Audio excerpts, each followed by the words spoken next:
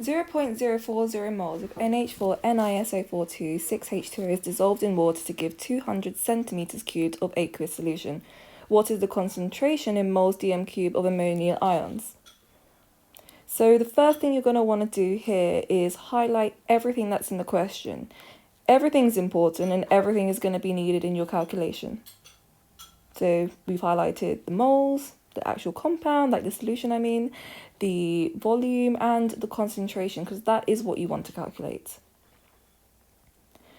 Remember that volume cannot be in centimeters cubed. It has to always be in dm cubed. That's just the way the equations work. That's just the way the maths works in chem. Unless the question asks you otherwise, remember, always to dm cubed.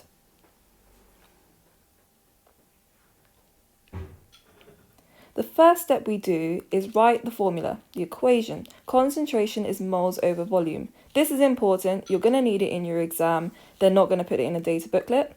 Put the values so that you know what you have to do. And divide 0.040 by 0.200.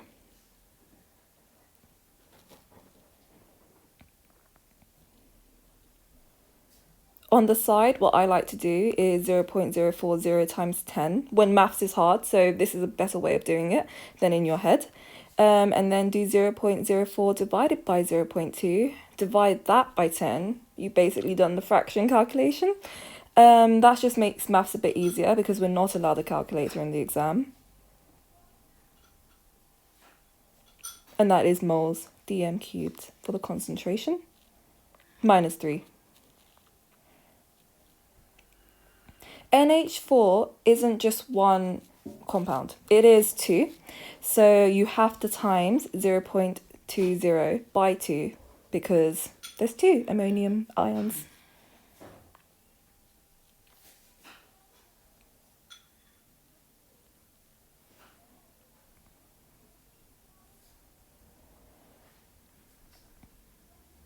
And the answer is 0.4 moles dm cubed, which is D.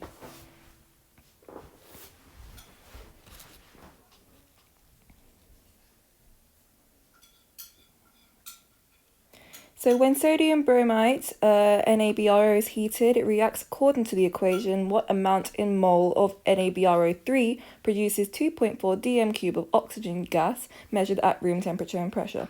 Molar volume is the most important thing in the question. They put it in brackets, I don't know why, that's what you're going to need.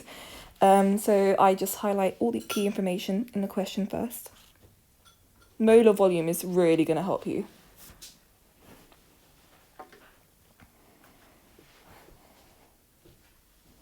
So the first thing you're going to do is molar volume equals 2.4 dm cubed dm cubed mole minus 1. Oh yeah, that's what's stated in the question. And 2.4 dm cubed times 1 mole. This is because if it's dm cubed mole minus 1, you're basically saying this is the volume per mole. The volume of the gas per 1 mole. So do that and divide it by the 24 dm cubed, which is the molar volume, and the 2.4 is the volume of oxygen gas. What you basically do is just cancel out the dm cubed, divide 2.4 by 24, and you're going to get 0.10 mole of O2. We want to find NaBrO3, what amount of that produces the 0.1 mole of O2 gas. So you look at the ratio, there's 2 NaBr and 3 O2. So 0.10 times 2 mole of NaBrO3, divide that by 3 mole of O2. We know that 2 over 3 is 0.66. You have to divide it. And 0.67 to 2 decimal places. 0.10 times 0.67 is 0.067. which is the answer, which is B. You have to divide it because you want to find oxygen on its own. You don't want to find the whole, like all of the products. And if you have any questions, comment below. At which temperature in Kelvin, assuming constant pressure, is the volume of a fixed mass of gas at 120 degrees Celsius doubled? So the first thing you're going to want to know over here is that volume equals kT. This is just a concept you're going to have to know. And this just means that volume varies directly to temperature. Directly with temperature.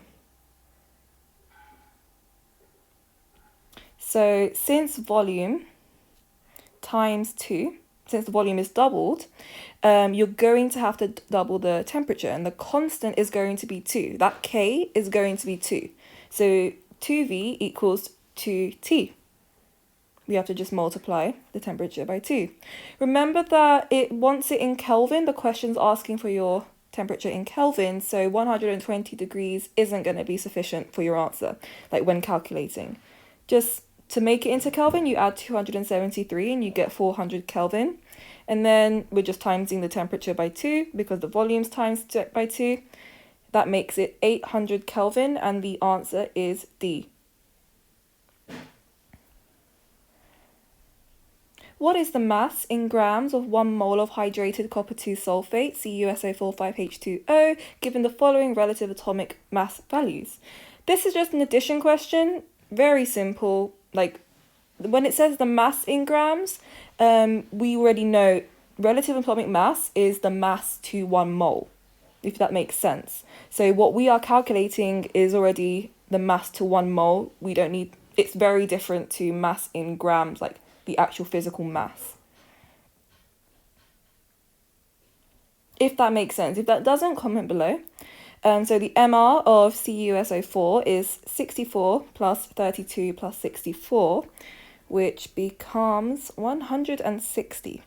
And then separately, the MR of H2O is 2 plus 16 is 18. 18 times by 5 is not 40. 18 times by 5 is 90.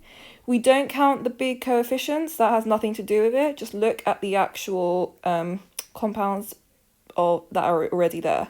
Don't look at the big numbers. The small ones are more important. And then the MR is simply add those two together and you get 250, and the answer is D.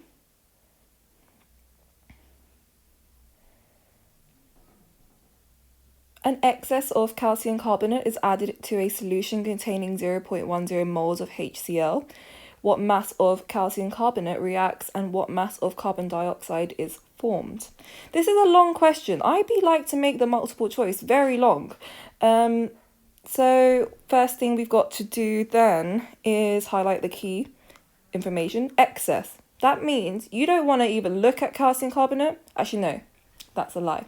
You want to look at it, but 2HCl is what's being used up. So that actually contributes to how much of the product is formed, if that makes sense. It's being used up, which is proportional to the amount of product that is formed. So we look at the ratio is of CaCO3 to 2HCl, and that's 1 to 2.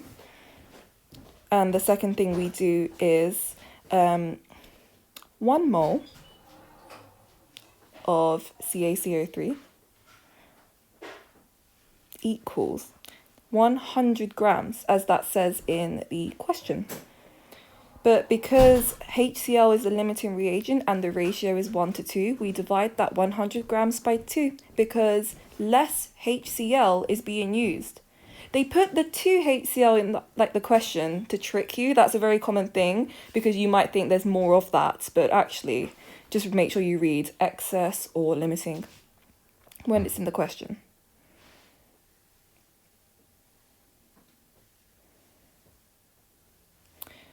And then just keep reading the question. That's what I'm doing apparently over here. And what's the next thing we do? 50 grams divided by 0.1, which is 0.1 moles of HCl. Because you always want to make it proportional to what is in the question already. which is 5 grams. If it was per mole, you've already got 50 grams of HCl. But we want to divide it by 0.1 because the question states 0.1 moles of HCl. And then regarding CO2, do the same thing. It's very more simple than before, but 0.1 times 44 grams is 4.4 grams. And a good thing to do in your questions is process of elimination. It just makes it much clearer when you are choosing which answer to put in your exam, and we know it's D.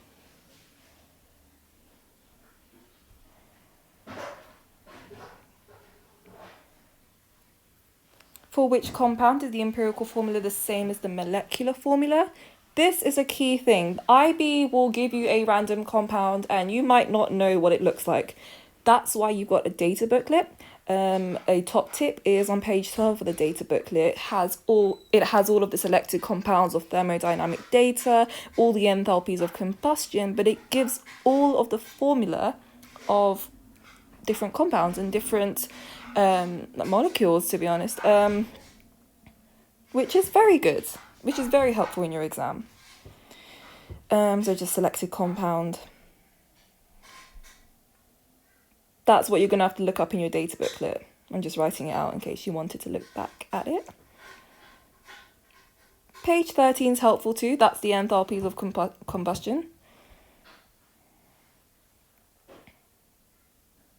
So the first thing you do is methane. In the data booklet, methane is CH4, I believe. CH4? Yes. And that's the molecular formula. You cannot condense CH4 down even more, so that is also the empirical formula. You can't simplify it. The next thing you do is ethene. So the first thing in the data booklet, ethene is C2H4, which is the molecular formula. The data booklet won't give the empirical, it will give you the molecular, how it is in its natural state. And CH2 is the empirical formula of ethene, so that cannot be correct. And ethanol is C2H5OH, and that's the molecular formula. Because it's an alcohol, it doesn't really condense down even more. And C2H5OH is also the empirical formula. That doesn't change at all. And the answer is B.